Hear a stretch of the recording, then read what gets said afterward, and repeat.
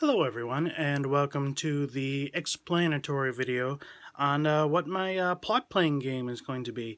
I'm just kind of in the middle of hammering out like the little details of the actual first chapter itself, doing a little bit of editing, so on and so forth, and just kind of deciding, where it's going to end and what I'm going to do with it from there and how I'm going to present it to you. So basically, here's just kind of an idea of what the whole shindig is. Alright, so the concept of this game is, and it's a story, but it's also a game, is that I like to call it a plot playing game because what you're doing, it's going to function a lot like a role playing game, and that what I'm going to do is I'm going to present choices. And you're going to have some obvious choices, and you're going to roll to see how well the choice you want to make goes.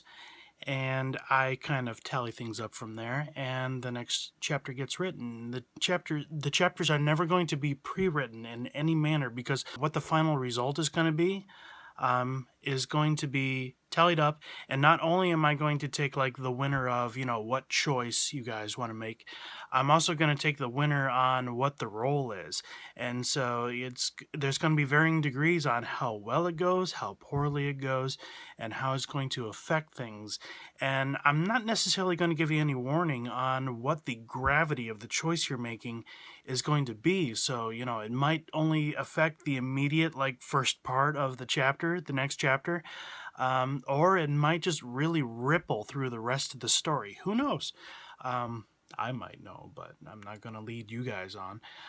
So make your choices based on what you want to do, what you want to see a certain character do. And yeah, that's about the way we're all going to have the best amount of fun, I think. Okay, so the mechanisms. At the end of every video, every chapter video, I'm going to throw up some choices. And I'm going to, list them on the screen, make sure that I'm clear and concise in one way or another as to what the choices are. And the choices may span for different characters doing different things. Who knows? It just kind of depends on how the chapter rolls out and ends. And what I'll do is I'll throw up a link to what's called a dice room. And you just go in there, and all you have to do is type in hashtag D20. And basically that means you're rolling a D20, which is a 20-sided die for those of you who don't know. And before or after that, you're only going to get to type in two things: what choice you want to make, and then hashtag D20 in two different lines, because it just works that way. The hashtag D20 isn't going to work to its effect if you're typing something else in the same line. So that said, I take results, I go from there, and then, only then, I start writing the next chapter, from the beginning to the end. Now, the way I tally is going to be a little weird. It might change.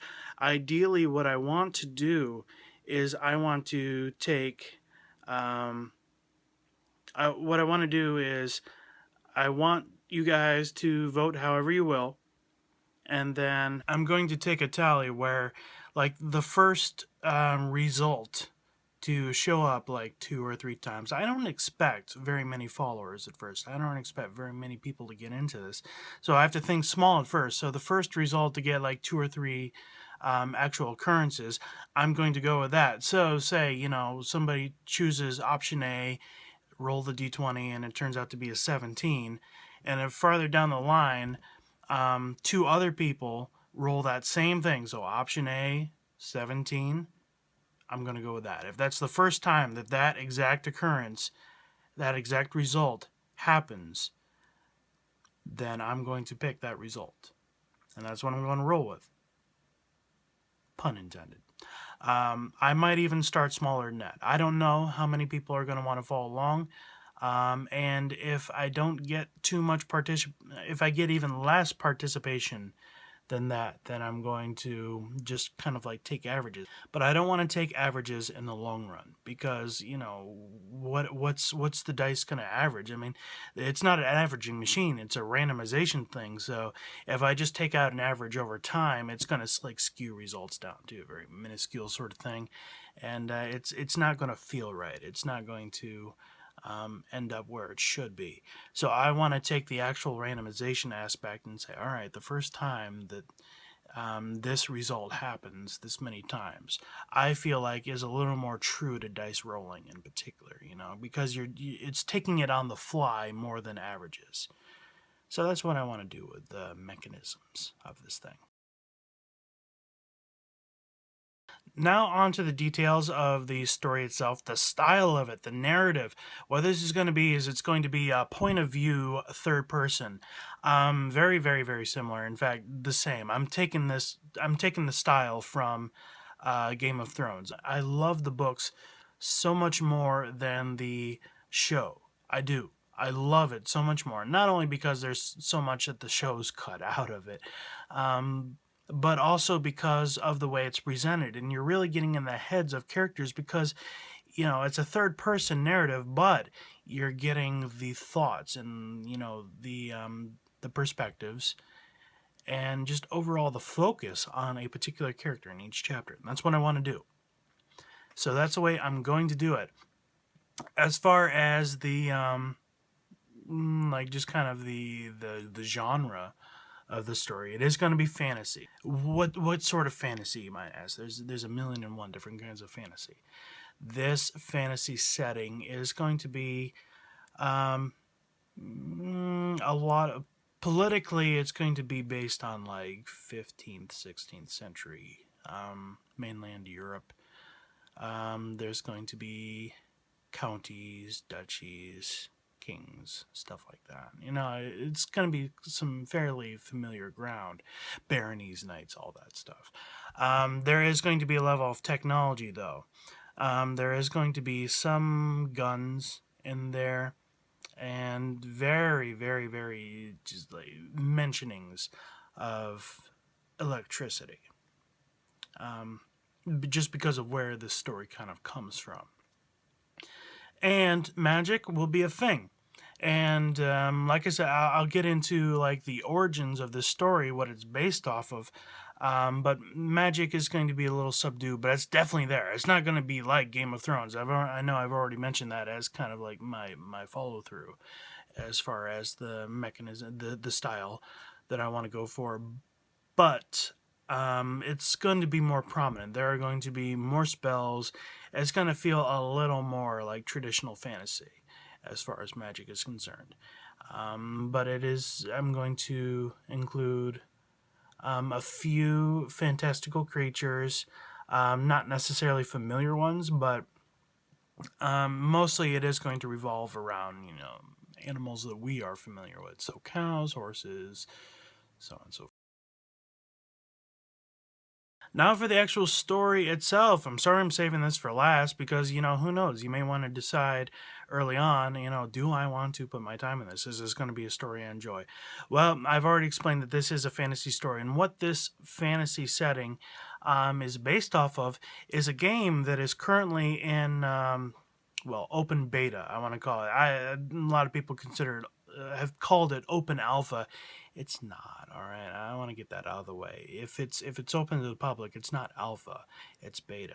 Okay, I'm sorry. That's a bit of snark on my end, but that's what it is. Okay, and what this game is called is Grim Dawn. If you're not familiar with it, I highly, highly recommend looking into it. It's by the company named Crate, and many of the developers are responsible for the game. I don't remember. Titan's Quest. And so, for those of you who have enjoyed that game, or at least in some way familiar with it, or even like kind of like the Diablo clones, like the action ARPGs, action RPGs, if you're into that, you gotta play it. You gotta play it. It's very loot centric, and it's so much goddamn fun, and it's not a very rigid class based thing. It's you mix classes in it, and it gets to be a lot of fun. You gotta try it. So there's that. There's the original kind of setting idea. And what I did was I made a fan fiction around it. But I started this fan fiction so early in the game's development that there were a lot of details that I wanted to branch out in and just kind of have creative license. And then as the game developed and more content was added, more background was added, I decided, well, fuck this, because I'm deviating so far from canon now that I do not feel comfortable, and I didn't want to adapt it either. I wanted to kind of roll with what I had, and it wasn't going to work out. It was going to be so far from canon that I didn't feel good about it, so I gave it up. It exists still. I still have it on fanfiction.net. If you look it up, it's called The Folly of Man. I think it's still so far one of only 2 fan fictions for Grim Dawn. But yeah, look it up. There's about 15 chapters in there, and a lot of those chapters, a lot of those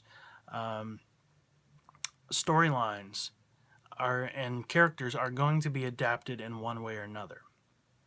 But here's the tricky part. You're not going to see them. You're not going to hear of them in this series. Because what this is this is a adaptation of that fan fiction, and this is only a side quest of it. The actual main storyline I'm working on the side. It's not being hosted anywhere just yet. I'm not even finished with the first chapter. My chapters are going to be longer for that than this here because I want to keep these chapters more condensed. And so basically this is not so much the Victorian era-esque setting that Grim Dawn is. I'm scaling down the technology level that they have, and I'm going more towards medieval. I love the medieval politics, all of the infighting and stuff like that, and the titles. You gotta have titles, and I'm just kind of running with that. And so the premise of the story is shit's fucked up. And you're not necessarily going to understand the gravity of things until a bit later, and this little side quest isn't even going to explain it that well by itself. What it will end up doing is providing a lot of insight onto what's being explained, what's going on in the main storyline, because the main storyline is going to focus on characters that are very far away from where we are with this side quest. And you'll hear rumors in that, but this will actually show you. You're going to have a front row seat of things that they're only going to talk about in the main storyline.